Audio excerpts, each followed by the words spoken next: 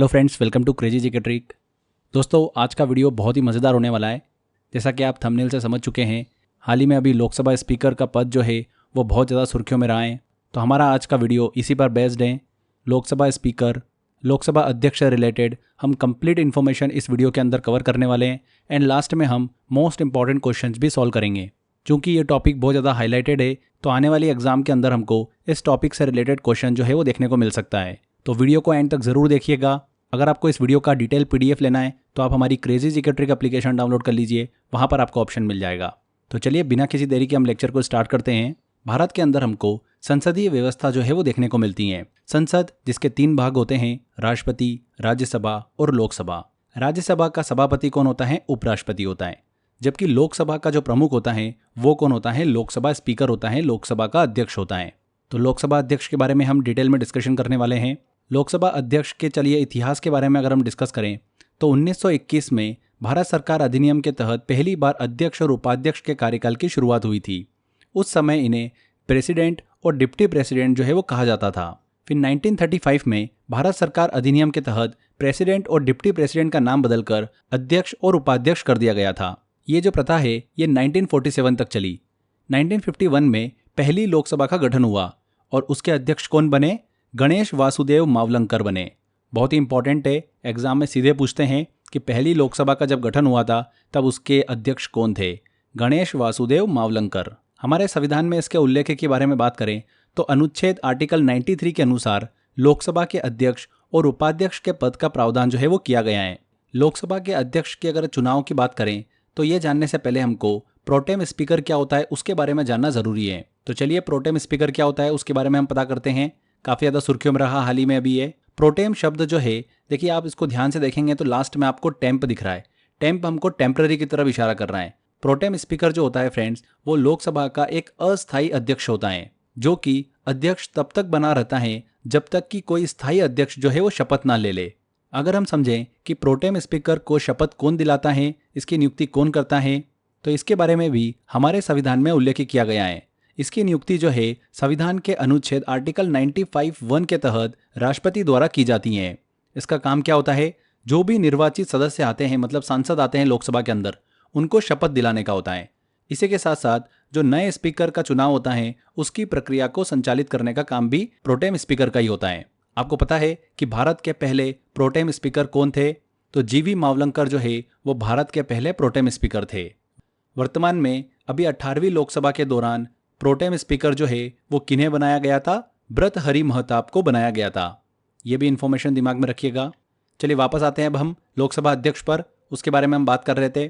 हमने डिस्कस किया था कि संविधान के आर्टिकल 93 में लोकसभा के अध्यक्ष और उपाध्यक्ष के पद का प्रावधान जो है वो किया गया है। आर्टिकल 93 बोलता है कि लोकसभा की कार्यवाही के संचालन और नियमित रूप से उसका संचालन करने के लिए लोकसभा अध्यक्ष का पद होगा। लोकसभा अध्यक्ष के चुनाव को लेकर डिस्कस करें तो लोकसभा के अध्यक्ष को चुने जाने के लिए कोई भी विशिष्ट प्रावधान जो है वो हमको संविधान में नहीं देखने को मिलता है। लोकसभा अध्यक्ष का चुनाव सभा की पहली बैठक के बाद ही होता है।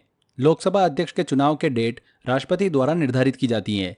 ये जो तारीख होती है मुख्य रूप से संसद सदस्य के शपथ लेने के बाद ही होती है। लोकसभा के अध्यक्ष के नाम का प्रस्ताव जो है वो प्रधानमंत्री या फिर संसदीय मंत्री जो होता है उसके द्वारा दिया जाता है। यदि सदन में केवल एक नाम का प्रस्ताव आता है तो उन्हें सीधे चुन लिया जाता है। अगर ऐसा नहीं होता है तो संसद में उपस्थित सदस्य और मतदान देने वाले सदस्यों के साधारण बहुमत के द्वारा इन्हें चुना जाता है। ध्यान रखिएगा फ्रेंड्स, लोकसभा अध्यक्ष का चुनाव जो है भारतीय निर्वाचन आयोग द्वारा नहीं कराया जाता है। कभी कभी एग्जाम में पूछ ले तो इसको दिमाग में रखिएगा। ये सदन के सदस्यों के द्वारा किया जाता है। यहाँ पर हमने साधारण बहुमत की बात करी, सिंपल मेजोरिटी की बात करी, तो इसको भी डिस्कस करते हैं। सिंपल मेजोरिटी का मतलब क्या होता है कि किसी प्रस्ताव या फिर निर्णय को पारित करने के लिए जितने लोग उपस्थित होते हैं और मतदान करने वाले सदस्यों में से आधे से अधिक का अगर समर्थन प्राप्त होता है तो उसे ही हम क्या बोलते हैं? सिंपल मेजोरिटी बोलते हैं। जैसे लोकसभा के अंदर कोई विधेयक है, कोई बिल है, उसको पास करना है, तो अगर मान लो कि 500 सदस्य उपस्थित हैं और मतदान करते हैं तो विधेयक को पास करने के लिए कम से कम 251 सदस्यों का समर्थन जो है वो आवश्यक होता है। समझ में आया आपको? आगे देखिए, लोकसभा स्पीकर की अगर हम योग्यता की बात करें, एलिजिबिलिटी की बात करें, तो कोई भी योग्यता का प्रावधान जो है वो नहीं बताया गया है। बस लोकसभा का सदस्य उसे होना अनिवार्य होता है। कार्यकाल की बात करें, अध्यक्ष जो होता है इस पद पर निर्वाचित किए जाने की तारीख से लेकर जिस लोकसभा में उसका निर्वाचन किया गया है उसके भंग होने के बाद नई लोकसभा की प्रथम बैठक के ठीक पहले तक लोकसभा अध्यक्ष जो है वो बना रहता है। लोकसभा भंग होने की स्थिति में अध्यक्ष जो है वो संसद सदस्य नहीं रहता है, परंतु उसे अपना पद जो है वो नहीं छोड़ना पड़ता है। अध्यक्ष जो होता है ये एक से अधिक बार चुने जाने के लिए भी एलिजिबल होता है। जैसा कि अभी हमको रिसेंटली देखने को मिला, ओम बिरला ने सेकेंड टाइम लोकसभा अध्यक्ष के रूप में शपथ ली है। पिछले कार्यकाल में भी ओम बिरला जो थे वो लोकसभा के अध्यक्ष थे और इस बार पुनः उन्हें लोकसभा अध्यक्ष के रूप में चुना गया है। आगे बात करते हैं लोकसभा अध्यक्ष को हटाने से रिलेटेड।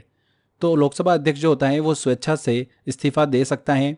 लोकसभा अध्यक्ष अपने पद से इस्तीफा देने का निर्णय जो है वो स्वयं ले सकता है। वो लोकसभा उपाध्यक्ष जो होता है उसको लिखित रूप से इस्तीफा जो है वो सौंप सकता है। इसके अलावा लोकसभा द्वारा प्रस्ताव पारित कर भी लोकसभा अध्यक्ष को हटाया जा सकता है। अगर लोकसभा के सदस्य महसूस करते हैं कि अध्यक्ष अपने कर्तव्यों का निर्वहन सही तरीके से नहीं कर रहा है तो वे उन्हें क्या कर सकते हैं, हटाने का प्रस्ताव ला सकते हैं। इस प्रस्ताव की सूचना लोकसभा में कम से कम 14 दिन पहले दी जानी चाहिए। प्रस्ताव पर चर्चा के बाद सदन के बहुमत के आधार पर उसे हटाया जा सकता है। अभी तक किसी भी लोकसभा अध्यक्ष के खिलाफ जो है इस तरीके का प्रस्ताव हमको देखने को नहीं मिला है।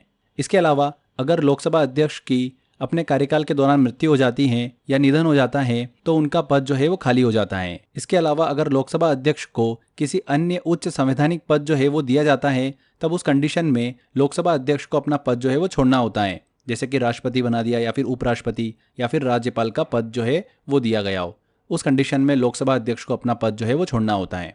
ठीक है, लोकसभा अध्यक्ष का पद जो होता है वरीयता के हिसाब से अगर हम बात करें तो ये पद भारत के मुख्य न्यायाधीश के समान ही होता है। चीफ जस्टिस ऑफ इंडिया होते ना, उसके बराबर ही पद जो है वो माना जाता है, उतनी वरीयता होती है इस पद की। आगे देखिए, हम लोकसभा स्पीकर की शक्तियां मतलब पावर्स को डिस्कस करते हैं, जहां से क्वेश्चंस बन सकता है एग्जाम के अंदर। तो फ्रेंड्स, पहली पावर हम डिस्कस करते हैं, कोई भी धन विधेयक जो होता है उससे संबंधित पावर जो होती है वो लोकसभा स्पीकर के पास होती है। मतलब मनी बिल से रिलेटेड पावर हमको देखने को मिलती है। भारत के संविधान के अनुच्छेद आर्टिकल 110 के अनुसार कोई विधेयक जो है वो मनी बिल मतलब धन विधेयक है या नहीं, इसका निर्णय लेने का अधिकार जो होता है वो लोकसभा अध्यक्ष के द्वारा ही किया जाता है। यहाँ पर हम मनी बिल की बात कर रहे हैं, धन विधेयक की बात कर रहे हैं, तो वह विधेयक होता है जिसमें जो कि टैक्सेशन से रिलेटेड हो, गवर्नमेंट बोरोइंग से रिलेटेड हो, सरकारी वित्तीय मामलों से संबंधित कोई प्रस्ताव जो है वो उसमें शामिल हो, तो उसे वो धन विधेयक के रूप में माना जाता है। इसके अलावा लोकसभा के अध्यक्ष के पास में संयुक्त बैठक कराने की भी शक्ति होती है। दोनों सदन जो होते हैं, राज्यसभा और लोकसभा, उनकी संयुक्त बैठक की अध्यक्षता जो है वो लोकसभा के अध्यक्ष के द्वारा ही की जाती है। हमारे कॉन्स्टिट्यूशन के आर्टिकल 108 में संयुक्त बैठक का प्रावधान जो है वो किया गया है। ये जो संयुक्त बैठक होती है ये राष्ट्रपति द्वारा बुलाई जाती है। यह बैठक तब बुलाई जाती है जब किसी विधेयक को पारित करना हो या फिर दोनों सदन के मध्य कोई गतिरोध हो। उस कंडीशन में ये जो मीटिंग होती है ये बुलाई जाती है। उसकी अध्यक्षता कौन करता है? लोकसभा स्पीकर करता है। इसके अलावा निर्णायक मत देने का अधिकार भी लोकसभा के अध्यक्ष के पास होता है। मान लो कि किसी विधेयक से संबंधित वोटिंग होती है और विधेयक के पक्ष और विपक्ष में अगर हमको समान वोटिंग देखने को मिलती है, तब निर्णायक मत जो देने का अधिकार होता है वो लोकसभा के अध्यक्ष का ही होता है। तो इस तरीके से निर्णायक मत देने का अधिकार भी लोकसभा अध्यक्ष के पास होता है। एंड लास्ट में सबसे इंपॉर्टेंट, दल बदल संबंधी अधिकार जो होता है, एंटी डिफेक्शन लॉ से रिलेटेड जो अधिकार होता है वो लोकसभा के स्पीकर के पास ही होता है। दल बदल के आधार पर, एंटी डिफेक्शन के आधार पर किसी सदस्य को अयोग्य ठहराने की शक्ति जो होती है वो लोकसभा के अध्यक्ष के पास ही होती है, लोकसभा स्पीकर के पास ही होती है, और उनका निर्णय जो होता है वो अंतिम निर्णय होता है। एंटी डिफेक्शन लॉ की बात करें तो इसे 1985 में 52वें संविधान संशोधन के अनुसार हमारी संविधान की 10वीं अनुसूची के तहत जोड़ा गया। हमारे संविधान की जो 10th शेड्यूल है, 10वीं अनुसूची है, वो दल बदल कानून एंटी डिफेक्शन लॉ से संबंधित है। ये भी दिमाग में रखिएगा। इस लॉ को जोड़ने का उद्देश्य क्या था कि भारतीय राजनीति जो है, इंडियन पॉलिटिक्स है, उसके अंदर ये जो दल बदल होता है इसकी कुप्रथा को समाप्त करना। बात करते हैं कि अयोग्यता का यहाँ पर आधार क्या होता है। लोकसभा स्पीकर जो है वो किसी भी सदस्य को अयोग्य ठहरा दे तो उसका आधार क्या होता है? तो वो होता है कि जब कोई निर्वाचित सदस्य जो हैं वो अपनी पार्टी से इस्तीफा देकर किसी अन्य पार्टी में शामिल हो जाता है या फिर स्वतंत्र उम्मीदवार के रूप में काम करता है, तो वो अयोग्यता का एक आधार हो सकता है। या फिर यदि कोई सदस्य जो है पार्टी के व्हिप का उल्लंघन कर दे और बिना अनुमति के किसी अन्य पार्टी के पक्ष में मतदान करता है या फिर मतदान करने से इनकार करता है, तो वो भी अयोग्यता का एक आधार माना जाता है। अब यहाँ पर स्पीकर के पास क्या शक्ति होती है कि यदि किसी सदस्य के खिलाफ दल बदल का आरोप लग रहा है, एंटी डिफेक्शन का आरोप लग रहा है, तो ये मामला जो है सीधे लोकसभा अध्यक्ष के समक्ष जो है वो प्रस्तुत होता है और स्पीकर जो होता है लोकसभा का वो इस मामले की पूरी जांच करते हैं और यह निर्णय लेते हैं कि सदस्य को अयोग्य ठहराया जाए या फिर नहीं। लोकसभा के अध्यक्ष का निर्णय जो होता है वो अंतिम निर्णय होता है। क्लियर हुई आपको बात? ये आजकल हमको पॉलिटिक्स में काफ़ी देखने को मिलता है कि दूसरी पार्टी के जो सांसद होते हैं वो किसी दूसरी पार्टी में शामिल हो जाते हैं। उसको योग्य ठहराना है कि अयोग्य ठहराना है, इसकी सारी पावर जो होती है वो लोकसभा स्पीकर के पास होती है। इसलिए स्पीकर का पद जो है वो बहुत ही इंपॉर्टेंट हो जाता है। आगे देखिए फ्रेंड्स, लोकसभा उपाध्यक्ष के बारे में भी हम छोटी सी इन्फॉर्मेशन कवर करते हैं। लोकसभा उपाध्यक्ष की बात करें तो लोकसभा उपाध्यक्ष का चुनाव लोकसभा के सदस्यों द्वारा ही साधारण बहुमत से ही होता है। साधारण बहुमत जैसा कि अभी हम डिस्कस कर चुके हैं कि इसका मतलब होता है कि जितने भी सदस्य मौजूद होते हैं और मतदान कर रहे हैं उनमें से आधे से ज़्यादा अगर किसी एक उम्मीदवार के पक्ष में वोट देते हैं तो वह चुना जाता है। लोकसभा उपाध्यक्ष का काम क्या होता है? लोकसभा उपाध्यक्ष का मुख्य काम यह होता है कि अगर लोकसभा अध्यक्ष की अनुपस्थिति है तो उस अनुपस्थिति में उनके सभी कर्तव्यों का पालन जो है वो करना होता है। उपाध्यक्ष का पद जो होता है वो लोकसभा अध्यक्ष द्वारा ही निर्धारित किया जाता है। लोकसभा अध्यक्ष जो होते हैं वो तय करते हैं कि उपाध्यक्ष कौन बनेगा, लेकिन यह तय करने का जो आधार होता है वो सदन के सदस्यों द्वारा किया गया चुनाव ही होता है। अब देखिए फ्रेंड्स, आगे हम सभापति तालिका के बारे में भी डिस्कस करते हैं। सभापति तालिका क्या होती है? इसमें 6 सदस्य होते हैं। ये एक टीम होती है, जैसा कि हमने डिस्कस करा कि 6 सदस्य होते हैं इसमें, जिन्हें लोकसभा अध्यक्ष जो होता है वो समय समय पर नियुक्त किया जाता है। इनका काम क्या होता है? जब लोकसभा अध्यक्ष और उपाध्यक्ष दोनों अनुपस्थित होते हैं तब इस तालिका के सदस्य जो होते हैं वो सदन की कार्यवाही को चलाते हैं। तो ये चीज़ भी आप दिमाग में रखिएगा। लोकसभा उपाध्यक्ष के बारे में हमारे संविधान के आर्टिकल 93 में वर्णन किया गया है। लास्ट में देखिए कुछ इंपॉर्टेंट पॉइंट हम डिस्कस करते हैं जहां से क्वेश्चन एग्जाम में पूछे जाते हैं। भारत के लोकसभा अध्यक्ष स्पीकर से रिलेटेड सबसे पहले लोकसभा अध्यक्ष कौन थे? गणेश वासुदेव मावलंकर थे। इन्हें लोकसभा के जनक के रूप में भी जाना जाता है। दूसरे कौन थे? M.A. अयंगर। पहली महिला लोकसभा स्पीकर कौन थी? मीरा कुमारी। दूसरी महिला कौन थी? सुमित्रा महाजन। वर्तमान में लोकसभा स्पीकर कौन है? ओम बिरला हैं। सबसे छोटे कार्यकाल के लिए बात करें कि लोकसभा स्पीकर कौन रहे हैं तो बाली राम भगत रहे 14 महीने के लिए। यहाँ पर एक चीज़ ध्यान रखिएगा, भारत के जो राष्ट्रपति थे नीलम संजीवन रेड्डी वो लोकसभा के अध्यक्ष भी रहे हैं। कभी आपसे पूछ ले तो ये इन्फॉर्मेशन भी दिमाग में रखना है। तो यहाँ पर हमारी सारी इन्फॉर्मेशन कंप्लीट होती है। चलिए फ्रेंड्स, अब हम MCQ सेक्शन की तरफ चलते हैं। बहुत ही इंपॉर्टेंट क्वेश्चंस मैंने निकाले हैं, सारे क्वेश्चन हम अच्छे से सॉल्व करते हैं। देखिए पहला क्वेश्चन है, भारत की संसदीय व्यवस्था में संसद के कितने भाग होते हैं? तो कितने भाग होते हैं? 3 भाग होते हैं, राष्ट्रपति, राज्यसभा और लोकसभा। राज्यसभा का सभापति कौन होता है? तो भारत का उपराष्ट्रपति जो होता है वो राज्यसभा का सभापति होता है। लोकसभा के अध्यक्ष को और क्या कहा जाता है? तो लोकसभा के अध्यक्ष को स्पीकर भी कहा जाता है। तो यहाँ पर सी आंसर। लोकसभा अध्यक्ष का पद किस देश से लिया गया है? तो ये ध्यान रखिएगा, इंग्लैंड से लिया गया है। भारत में पहली बार अध्यक्ष और उपाध्यक्ष के कार्यकाल की शुरुआत किस अधिनियम के तहत हुई थी? तो भारत सरकार अधिनियम 1921 के तहत। भारत के पहले लोकसभा अध्यक्ष कौन थे? तो पहले अध्यक्ष कौन थे? गणेश वासुदेव मावलंकर। हमारे संविधान के किस अनुच्छेद में लोकसभा के अध्यक्ष और उपाध्यक्ष का प्रावधान है? तो आर्टिकल 93 में। प्रोटेम स्पीकर की नियुक्ति किसके द्वारा की जाती है? ये काफ़ी इंपॉर्टेंट क्वेश्चन है। किसके द्वारा की जाती है? राष्ट्रपति के द्वारा नियुक्ति की जाती है। भारत के पहले प्रोटेम स्पीकर कौन थे? कौन थे? GV मावलंकर थे। वर्तमान में 18वीं लोकसभा के स्पीकर कौन है? तो वर्तमान में लोकसभा के अध्यक्ष कौन है? ओम बिरला हैं। लोकसभा अध्यक्ष का चुनाव कौन कराता है? लोकसभा अध्यक्ष का चुनाव कराते हैं लोकसभा सदस्य। लोकसभा अध्यक्ष को हटाने के लिए प्रस्ताव की सूचना कितने दिन पहले दी जानी चाहिए?